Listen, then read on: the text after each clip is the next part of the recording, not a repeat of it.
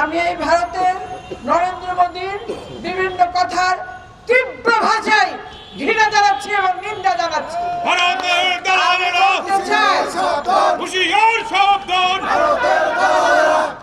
আমি বলতে চাই, শেখ হাসিনা নাকি বলেছে যে দিল্লিকে বাংলাদেশের ঢাকা অ্যাটাক করতে।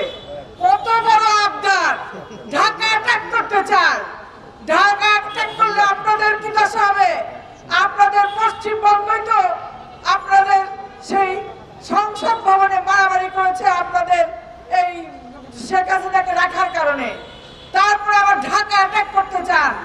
আপনাদের তো প্রতিবেশী কোনো রাষ্ট্রের সাথে ভালো সম্পর্ক নাই।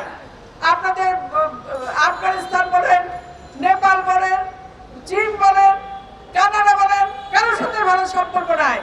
তারপরে আবার আপনারা মনে করেন বাংলাদেশের বিরুদ্ধে রাখতে চান। বাংলাদেশকে হজম করা অত সহজ নয়। তাই বলতে চাই, আপনারা সাবধান হয়ে যান। বাংলাদেশের বিরুদ্ধে আর এই আগ্রাসনী মনোভাব না দেখিয়ে বরং সম্প্রীতির সম্পর্ক নিয়ে আসুন। কারণ আমরা সাম্প্রতিক বাংলাদেশ, আমরা সকলের সাথে ভালো সম্পর্ক রাখতে চাই। কিন্তু যদি আমাদের বিরুদ্ধে কেউ এখন রাখতে চায়, আমরা আর বসে থাকবো না। কারণ আমরা দেখেছি শেখ হাসিনা কত অসম্মত চুক্তি করেছে তা আমরা জানি না। তাই সরকারকে আমরা বলতে চাই, শেখ হাসিনা যে চুক্তিগুলো করেছে সেগুলির জনসম্মুখে আনা দরকার এবং সেগুলি বাতিল করা দরকার। কারণ আমরা দেখেছি শেখ মুজিবুর রহমান যখন আবার বাংলাদেশে আসলেন বিদেশ থেকে, অর্থাৎ 10 তারিখে যখন আসলেন, আসার পর স্বাধীনতার পর উনি আমাদের বেলুড়বাড়ি দিয়ে দিলেন এবং 3 বিঘা করিডোর দেওয়ার কথা ছিল। কিন্তু দেখা গেল করিডোর তারা দিল না, শুধুমাত্র যাতায়াতের ব্যবস্থা করলো। ঠিক এরকম ভাবেই তারা শুধু সুবিধা নিয়েছে, শেখ হাসিনাকে দিয়েও তারা সুবিধা নিয়েছে। আমরা বলতে চাই, আর এই সুবিধা দেওয়া যাবে না। আমরা এখন এই যে রামপাল বিদ্যুৎ কেন্দ্র করে আমাদের দেশের সুন্দরবনের ক্ষতি করছে এবং এই ধরনের বিভিন্ন ধরনের ক্ষতি করে গ্যাসকে দিয়ে দিয়েছে, যে গ্যাসের জন্য নাকি শেখ হাসিনা ক্ষমতা পাচ্ছিল না, সে গ্যাসও দিয়ে দিয়েছে। আজকে মানুষের বাড়িতে গ্যাস জ্বলে না। তাই আমি বলতে চাই, এই ধরনের চুক্তিগুলি বাতিল করে দেশ বিরোধী কাজগুলোকে বন্ধ করে দিতে হবে। সেই সাথে সাথে আমরা আমাদের বাংলাদেশের এই যে অরাজকতা সৃষ্টি করেছে, যেখানে আমরা দেখলাম টঙ্গীতে যে ইজতেমা হয় সেখানে মুসলমান একজন মুসলমান ভাইকে মারতে পারে না, সেখানেও মারামারি হয়েছে, মারা গেছে। এগুলো কারা করছে?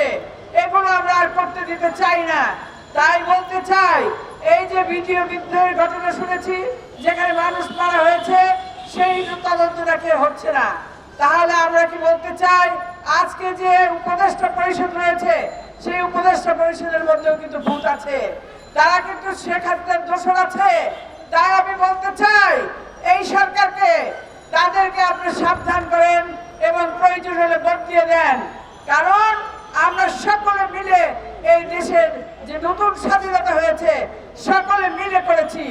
তাই এই দেশকে স্থিতিশীল করতে গেলে সকলের সহযোগিতা আমরা করে যাচ্ছি এবং করে যাব।